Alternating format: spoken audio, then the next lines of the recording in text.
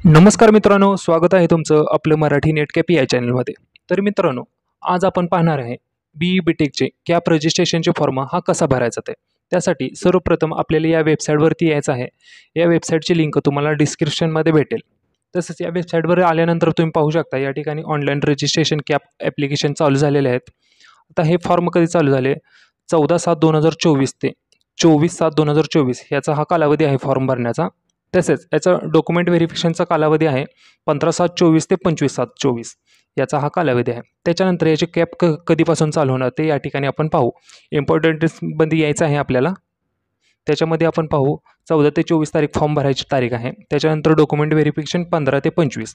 त्याच्यानंतर पहिली merit list लागणार ती 27 तारखेला. या 27 तारखेच्या मेरिट लिस्टमध्ये जर तुमचं नाव नसेल तर का नाव नाही हे चेक करायचं तुम्ही त्याच्यामध्ये. आणि 28 ते 30 तारखेपर्यंत ते सेटल करून घ्यायचं. त्याच्यानंतर फायनल मेरिट लिस्ट हे 2 ऑगस्टला लागणार आहे. त्या मेरिट लिस्टमध्ये जर तुम्ही नाव असेल तुमचं तरच तुम्ही कॅप राऊंडसाठी इलिजिबल राहू शकता. त्यासाठी ही प्रोसेस पाहून घ्या आणि फॉर्म कसा भरायचा त्यासाठी आपण सुरुवात करू. फॉर्म काळजीपूर्वक भरण्यासाठी व्हिडिओ पूर्णपणे पहा. चला तर मग व्हिडिओला सुरुवात करू. या ठिकाणी पेजवर आल्यानंतर न्यू रजिस्ट्रेशन या बटनावर क्लिक करून घ्यायचं. त्याच्यानंतर ते तुम्हाला विचारेल की तुमची PCMची MST-CET एक्झाम दिली होती का? तर या ठिकाणी येस या बटनावर क्लिक करून घ्यायचं आहे. आणि या ठिकाणी आपल्याला CETचा ॲप्लिकेशन नंबर टाकायचा आहे. CETचा एक्झाम झाली त्याचा रोल नंबर टाकून घ्यायचा आहे. त्याच्यानंतर फॉर्म भरताना जी डेट ऑफ बर्थ टाकली होती ती डिटेल्स या ठिकाणी टाकून घ्यायचं आहे. आणि चेक PCM CET डिटेल्स या बटनावर क्लिक करून घ्यायचं आहे. या ठिकाणी ही सर्व डिटेल्स मी टाकून घेतो आणि तुम्हाला या ठिकाणी दाखवतो.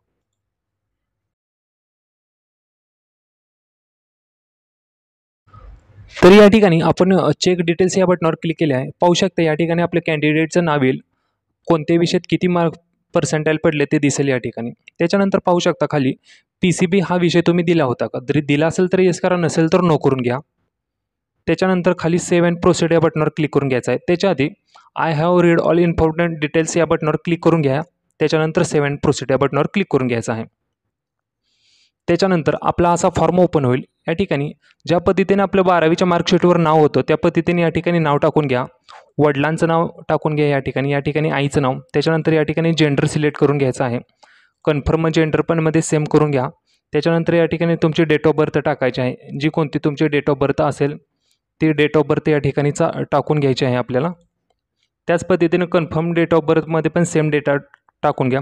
त्याच्यानंतर धर्म या ठिकाणी सिलेक्ट करून घ्या. जो तुमचा कोणता धर्म असेल तो टाका. त्याच्यानंतर रिलिजनमध्ये तुमचं टाका. म्हणजे या ठिकाणी हे काय विचारतं, तुम्ही ज्या ठिकाणी राहता ते ठिकाण हे शहरमध्ये येतं का खेडेगावमध्ये येतं, या पद्धतीने या ठिकाणी टाकून घ्या. त्याच्यानंतर तुमचं ॲन्युअल इन्कम टाकून घ्यायचं आहे. या ठिकाणी तुमची मातृभाषा सिलेक्ट करा, कोणती आहे मातृभाषा. त्याच्यानंतर या खाली या ठिकाणी आपल्याला ॲड्रेस टाकायचा आहे. ज्या पद्धतीने तुम्ही CETचा फॉर्म भरताना ॲड्रेस टाकला होता त्या पद्धतीने या ठिकाणी आपला ॲड्रेस टाकून घ्यायचा आहे. त्याच्यानंतर या ठिकाणी स्टेट सिलेक्ट करून घ्या. त्याच्यानंतर जिल्हा, त्याच्यानंतर तालुका, त्याच्यानंतर तुमच्या गावाचं नाव या ठिकाणी सिलेक्ट करा. त्याच्यानंतर तुम्ही ज्या गावात राहता त्या गावाचा या ठिकाणी पिनकोड टाकून घ्या. त्याच्यानंतर या ठिकाणी मोबाईल नंबर टाका, तुमचा ईमेल ID टाका. ही सर्व डिटेल्स टाकून झाल्यानंतर या ठिकाणी पासवर्ड टाकून घ्यायचा आहे. कन्फर्म पासवर्ड टाकवा. त्याच्यानंतर खाली दिलेला हा कॅपचा या ठिकाणी रकान्यात भरून घ्या. आता ही सर्व डिटेल्स मी तुम्हाला या ठिकाणी भरून घेऊन दाखवतो. त्याच्यानंतर पुढची प्रोसेस कंटिन्यू करू आपण.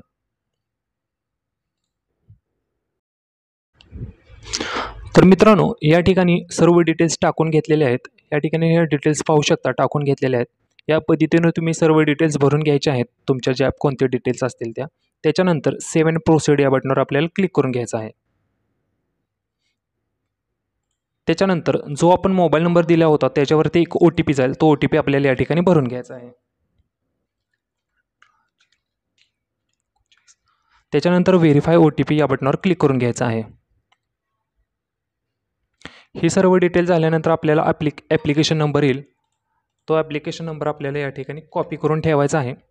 आणि त्याच्यानंतर कंप्लीट टू ॲप्लिकेशन फॉर्म या डिटेल्सवर आपल्याला क्लिक करून आपल्याला फॉर्म भरायला सुरुवात करून घ्यायची आहे. या ठिकाणी आपला जो ॲप्लिकेशन नंबर आपण कॉपी केला तो या ठिकाणी आपण पेस्ट करू घेऊ. त्याच्यानंतर पासवर्ड आपल्याला टाकलेलाच आहे तो. त्याच्यानंतर खाली जो कॅपचा दिसत आहे त्या कॅपच्यावर आपण व्यवस्थित तो कॅपचा टाकून घेऊ या ठिकाणी. त्याच्यानंतर साइन इन या बटनावर क्लिक करून घ्यायचं आहे.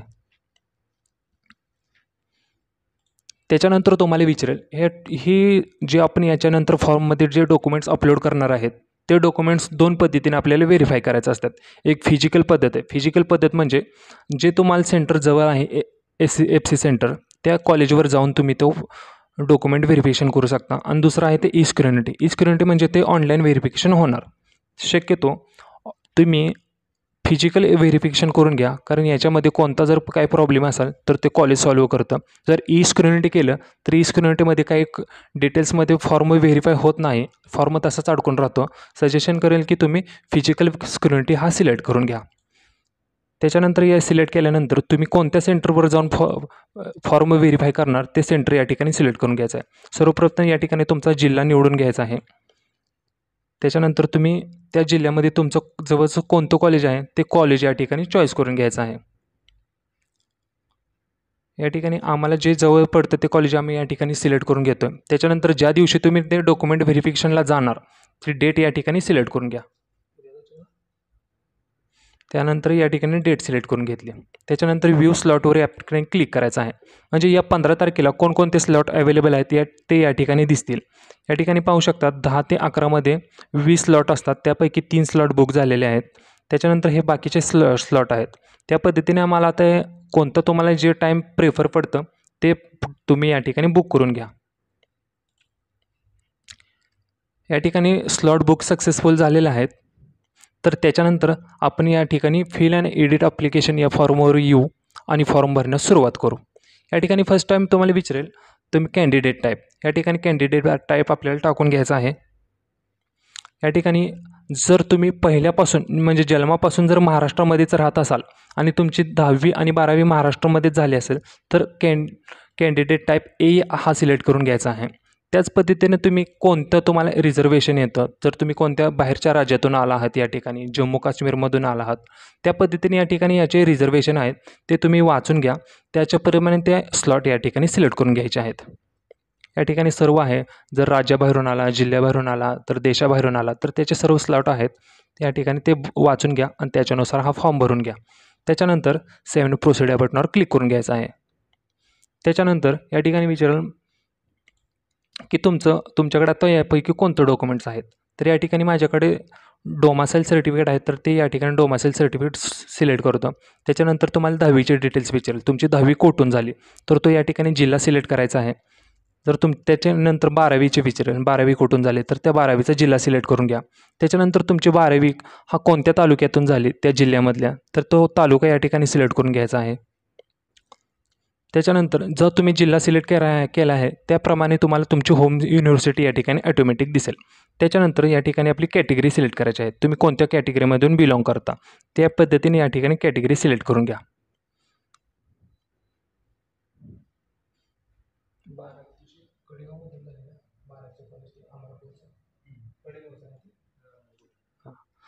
त्याच्यानंतर कास्ट सिलेक्ट करून गेल्यानंतर या ठिकाणी तुमची कास्ट कोणती आहे ते विचारेल.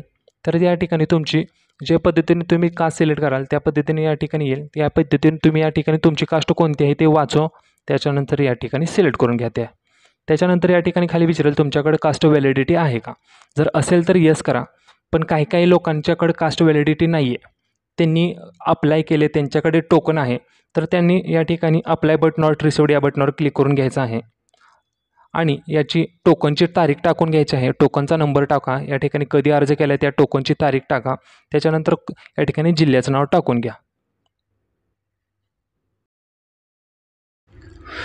या ठिकाणी अशा पद्धतीने या ठिकाणी टाकून घ्या. त्याच्यानंतर ज्यांच्याकडे कास्ट व्हॅलिडिटी आहे त्यांनी अवेलेबल या बटनावर फक्त क्लिक करून घ्यायचं आहे. त्याच्यानंतर तुमच्याकडे नॉन क्रिमिनल आहे का नाही विचारेल. असेल तर येस करा, नसेल तर अप्लाय बट नॉट रिसिव्ड या बटनावर क्लिक करून ज्या डिटेल्स टाकून घ्यायचे आहेत त्याचा नॉन क्रिमिनलचा डिटेल्स टाकून घ्या. ॲप्लिकेशन नंबर, ज्या दिवशी अर्ज केला आहे त्याची तारीख आणि या ठिकाणी तुमच्या जिल्ह्याचं अथॉरिटी कोणती आहे ते टाकून घ्या. काहींचे असेल सब डिव्हिजनल ऑफिसर आणि ते तुमच्या गावाचं नाव अशा पद्धतीने टाकून घ्या. त्याच्यानंतर ज्यांच्याकडे आहे त्यांनी अवेलेबल या बटनावर क्लिक करून घ्या. त्याच्यानंतर सर्व डिटेल्स टाकून झाल्यानंतर सेव्ह प्रोसीड या बटनावर क्लिक करून घ्यायचं आहे. हे डिटेल्स टाकून झाल्यानंतर तुम्हाला या ठिकाणी विचारेल तुम्ही डिसेबिलिटी आहात का, तुम्ही डिफेन्स कर्मचारी पालक संरक्षण यांचे पाल्य आहात का. तर असेल तर येस करा, नसेल तर नॉट अप्लाय ॲप्लिकेबल या बटनावर ऑलरेडी असतं ते. त्याच्यानंतर तुम्हाला विचारेल शिक्षण शुल्क माफीसाठी या योजनेतून तुम्हाला अर्ज करायचा आहे का. जर जास्त पर्सेंटेज वगैरे चांगले असतील पर्सेंटाईल, तर तुम्ही या ठिकाणी येस या बटनावर क्लिक करून घ्यायचं आहे. त्याच्यानंतर या ठिकाणी जर तुम्ही अनाथ आहात का, तर या ठिकाणी असाल तर येस करा, नसेल तर नो करा. त्यानंतर तुमची कास्ट हे मायनॉरिटीमध्ये येते का, येत असेल तर येस करा, नसेल तर नो करा. जर तुम्ही येस केलं तर त्याचं सर्टिफिकेट तुम्हाला देणं गरजेचं आहे या ठिकाणी. त्याच्यानंतर सेव्ह प्रोसीड या बटनावर क्लिक करून घ्या. त्याच्यानंतर या ठिकाणी आपल्याला 10वीचे डिटेल्स टाकायचे आहेत. तुमची 10वी कोणत्या बोर्डामधून झाली तो बोर्ड या ठिकाणी सिलेक्ट करा. त्यानंतर तुमची 10वी कोणत्या वर्षी झाली ते वर्ष या ठिकाणी आपल्याला सिलेक्ट करून घ्यायचं आहे. त्याच्यानंतर 10वीचा सीट नंबर या ठिकाणी टाकून घ्या.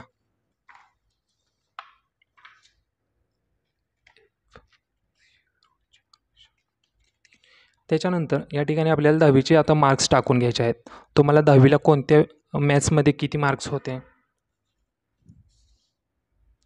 ही सर्व डिटेल्स टाकून घ्या. त्याच्यानंतर आउट ऑफ म्हणजे किती, तुम्हाला 100पैकी किती होते ते या पद्धतीने या ठिकाणी टाकून घ्या. तसंच सायन्समध्ये पण या ठिकाणी त्याच पद्धतीने टाकून घ्या. हे मार्क टाकल्यानंतर ॲटोमॅटिक पर्सेंटेज येतात. त्याच्यानंतर 10वीची ॲग्रिगेट म्हणजे तुमचे 10वीच्या मार्कशीटवर लास्ट किती आहे ॲग्रिगेट, म्हणजे काही काहींचे 500पैकी असतील, काही काहींचे 600पैकी असतील. ज्यांचे 500पैकी आहेत त्यांनी 500पैकी या ठिकाणी टाकून घ्या. जेवढे मार्क्स असतील तेवढे टाकून घ्यायचे आहेत या ठिकाणी. त्याच्यानंतर ॲटोमॅटिक या ठिकाणी पर्सेंटेज दाखवेल ते.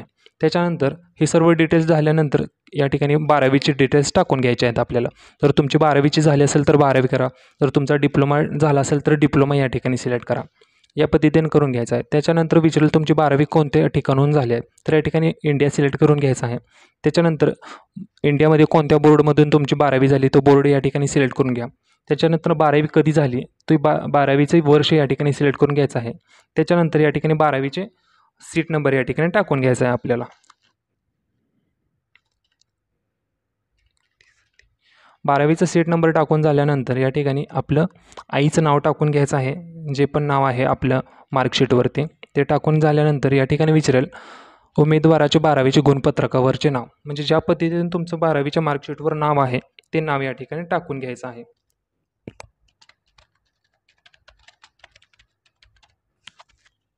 या ठिकाणी नाव टाकून घेतल्यानंतर या ठिकाणी गेट HSA डिटेल्स या बटनावर क्लिक करून घ्यायचं आहे. जर तुमचे सर्व डिटेल्स बरोबर असतील तर या ठिकाणी ॲटोमॅटिक पर्सेंटेज वगैरे सर्व या ठिकाणी पडेल. त्याच्यानंतर सर्व डिटेल्स टाकून झाल्यानंतर सेव्ह अँड प्रोसीड या बटनावर आपल्याला क्लिक करून घ्यायचं आहे. या ठिकाणी सर्व डिटेल्स टाकून झालेले आहेत. त्याच्यानंतर सेव्ह अँड प्रोसीड या बटनावर क्लिक करून घेतोय. त्याच्यानंतर या ठिकाणी विचारेल तुमची JEE झालेली होती का. जर तुम्ही JEE दिली असेल तर तुम्ही या ठिकाणी येस करा. सजेशन करतो की जर तुम्हाला JEEपेक्षा CETला जास्त पर्सेंटेज किंवा पर्सेंटाईल असतील तर या ठिकाणी नो करून टाका. कारण JEEचा या ठिकाणी कट ऑफ जरा कमीच लागतो, त्याच्या CETचा जरा जास्त असतो आणि व्यवस्थित होतं CETवरून. तर या ठिकाणी JEEला कमी असेल तर या ठिकाणी JEEचे डिटेल्स टाकू नका. या ठिकाणी नो बटनावर क्लिक करून घ्यायचं आहे आणि आपली पुढची डिटेल्स भरून घ्यायचे आहे. त्याच्यानंतर विचारेल तुम्ही नीट दिली होती का.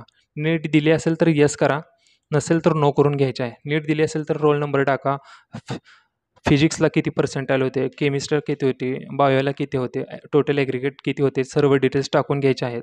त्याच्यानंतर सेव्ह अँड प्रोसीड या बटनावर क्लिक करून घ्यायचं आहे. जर कोणती दिली नसेल तर नो या बटनावर क्लिक करून घ्यायचं आहे दोन्ही टाईमला. त्याच्यानंतर सेव्ह अँड प्रोसीड या बटनावर क्लिक करून घ्यायचं आहे. त्याच्यानंतर महत्त्वाचं म्हणजे या ठिकाणी आता आपल्याला फोटो अपलोड करून घ्यायचे आहेत. आता ते कसे करायचे या ठिकाणी महत्त्वाचं आहे, ते व्यवस्थित लक्ष द्या. या ठिकाणी फोटोवर या ठिकाणी सिलेक्ट या बटनावर क्लिक करायचं आहे आणि फोटोग्राफ या बटनावर क्लिक करून घ्या. त्याच्यानंतर या ठिकाणी ओपनचं हे फोल्डर दिसेल, या ठिकाणी ओपन फोल्डरवर क्लिक करून घ्या. त्याच्यानंतर आपला फोटो या ठिकाणी सिलेक्ट करायचा आहे आणि ओपन या बटनावर क्लिक करायचा. या ठिकाणी पाहू शकता फोटो या ठिकाणी आलेला आहे. त्याच्यानंतर या ठिकाणी अपलोड या बटनावर क्लिक करून घ्यायचं आहे. या पद्धतीने या ठिकाणी फोटो हा आपला अपलोड होतो. त्याच पद्धतीने आपल्याला सिग्नेचर पण याच पद्धतीने अपलोड करायचे आहे. ओपन या बटनावर क्लिक करा, सिग्नेचर सिलेक्ट करा, या ठिकाणी ओपन या बटनावर क्लिक करा. त्याच्यानंतर अपलोड या बटनावर क्लिक करून घ्यायचे आहे. त्या पद्धतीने पाहू शकता फोटो आणि सिग्नेचर अपलोड झालेले आहे. त्याच्यानंतर सेव्ह अँड प्रोसीड या बटनावर क्लिक करून घ्यायचं आहे आपल्याला. या ठिकाणी आता महत्त्वाचं म्हणजे आता डॉक्युमेंट्स अपलोड करायचे आहेत. याच्यामध्ये काय काय अपलोड करायचं आहे. डोमासाईल आहे 1 नंबरला. या ठिकाणी पाहू शकता इंडियन नॅशनॅलिटी आणि नेम ऑफ कॅन्डिडेट. म्हणजेच कोणतं, इंडियन नॅशनॅलिटी आणि डोमासेल हे दोन्ही एकच असतं. या ठिकाणी 1 नंबर आणि 2 नंबर या ठिकाणी दोन्ही पण ठिकाणी तुम्हाला डोमासेल अपलोड करायचं आहे. त्याच्यानंतर 3 नंबरला ऑप्शन आहे कास्ट सर्टिफिकेट, या ठिकाणी कास्ट सर्टिफिकेट. 4 नंबरला कास्ट व्हॅलिडिटी, 5 नंबरला नॉन क्रिमिनल, 6 नंबरला उत्पन्नाचा दाखला या ठिकाणी अपलोड करायचा आहे.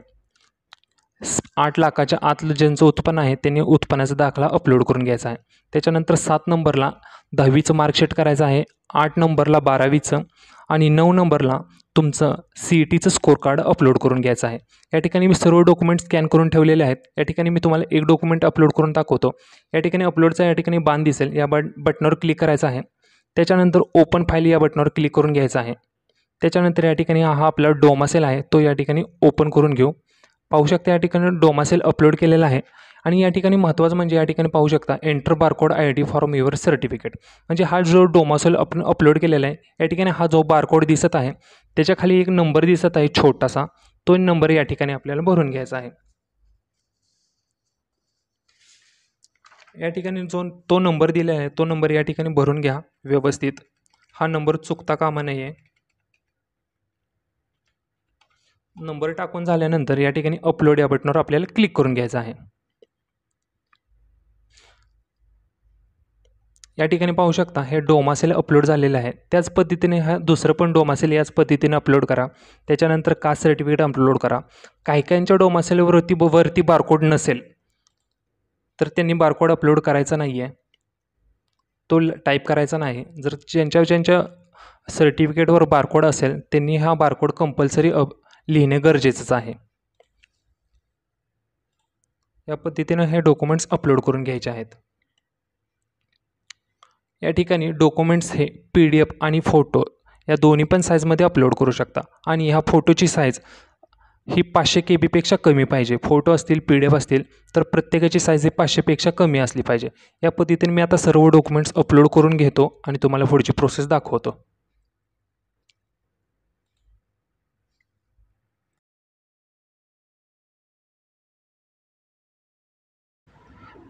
तर मित्रांनो या ठिकाणी सर्व डॉक्युमेंट्स अपलोड करून झालेले आहेत. या ठिकाणी मी फक्त कास्ट सर्टिफिकेट हे बाजूला ठेवलेलं आहे.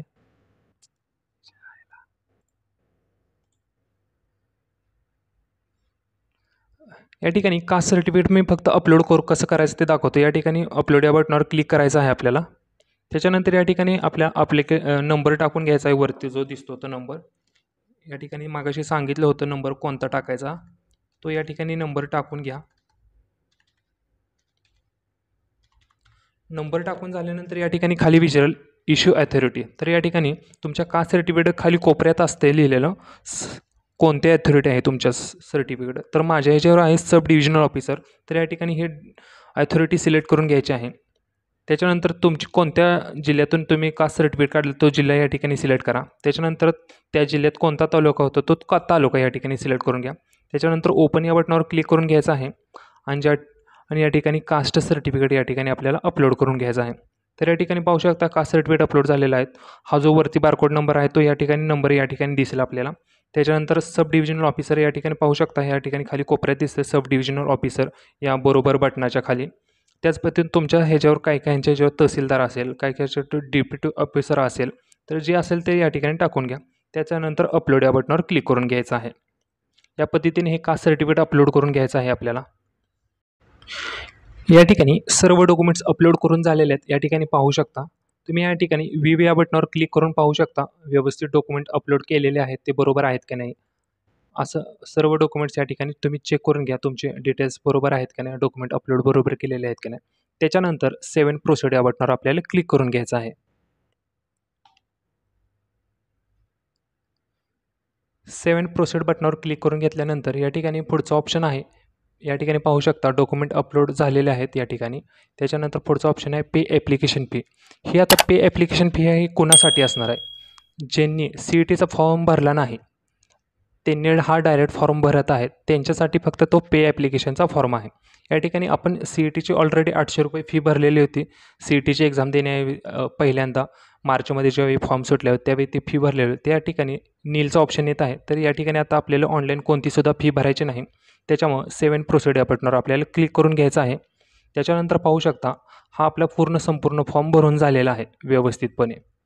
जर या ठिकाणी तुम्हाला काही शंका वाटत असेल, जर काही समजा याच्यामध्ये कोणाचे काही मिस्टेक झाली असेल फॉर्म भरताना, तुम्हाला कळलं, तुम्ही प्रिंट ॲप्लिकेशन केलं, त्याच्यानंतर कळलं की तुम्हाला या फॉर्ममध्ये काही मिस्टेक आहे, तर त्या ठिकाणी तुम्हाला 28 ते 30 तारखे हे मुदत दिली आहे. त्या कालावधीत तुम्ही फॉर्म हा रिटर्न मागून तो ऑनलाईन आपण चेंज करू शकतो. तर तसं जर झालं नसेल तर तुमच्या जवळच्या सेंटरवरती जायचं आहे तुम्ही आणि तिथले जे कॉलेजचे सर असतील त्यांना सांगायचं आहे फॉर्ममध्ये असे मिस्टेक झाले, त्यांच्याकडून फॉर्म हा रिटर्न मागून घ्यायचा आहे कॉलेजवरती जाऊन.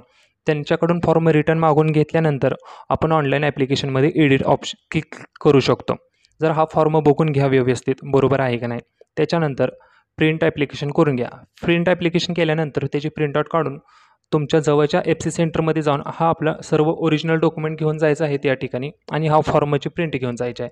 त्याच्यानंतर ते FC सेंटर आपलं फॉर्म व्हेरीफाय करून घेतील. जर तुम्ही हा व्हेरीफाय फॉर्म केला नाही तर तुम्हाला पुढचे कॉलेज टाकायचं ऑप्शन फॉर्म ओपन होणार नाही. आणि हा ऑप्शन फॉर्म कसा भरावा यासाठी आपल्या चॅनलवरती एक व्हिडिओ येणार आहे, ज्या दिवशी ओपन होईल त्यावेळी. तर तो फॉर्म कसा भरावा त्यासाठी आत्ताच आपल्या चॅनलला सबस्क्राईब करून ठेवा आणि तो पण व्हिडिओ पाहून घ्या आणि त्या पद्धतीने तुम्हाला कोणते कॉलेज पाहिजे ते कॉलेज तुम्ही टाकू शकता. हा जर फॉर्म भरायचा व्हिडिओ जर तुम्हाला आवडला असेल तर ह्या व्हिडिओला लाईक करा आणि आपल्या चॅनलला सबस्क्राईब करून ठेवा. धन्यवाद.